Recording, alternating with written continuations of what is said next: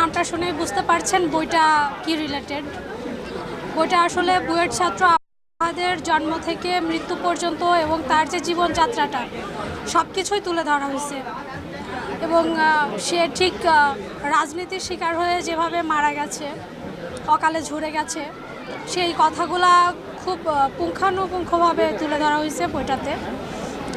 আশা করি বইটা ইতিহাসের একটা দলিল হয়ে থাকবে। বইটা তো মাত্রই আসছে, শুরু থেকে আনতে পারি নাই একটু জটিলতার কারণে। এখনো পর্যন্ত সারা ভালো, এখন প্রচার প্রসারের উপর নির্ভর করবে বাকিটা।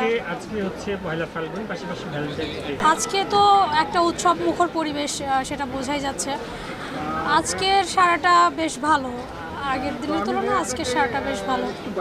আর একটা জিনিস আমি মেনশন করতে চাই যে এই বইটা আসলে আমি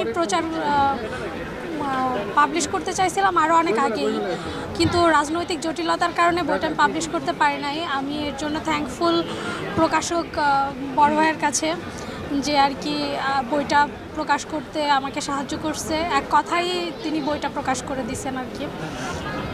উনি নিজের চেতনাবোধ থেকেই বইটা প্রকাশ করছে, তো আমি তার কাছে ভীষণভাবে কৃতজ্ঞ যে বইটা সবার মাঝে আনতে পারছি তার কারণে।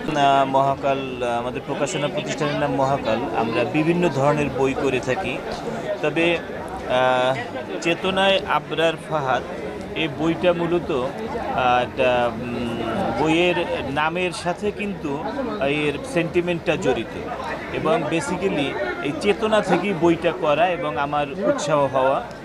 আবরার আসলে এখন আর কোনো একটা মেধাবী ছাত্র একজন ব্যক্তির নামের মধ্যে সীমাবদ্ধ নেই। আবরার এখন একটা বিপ্লবের নাম, আবরার একটা চেতনার নাম।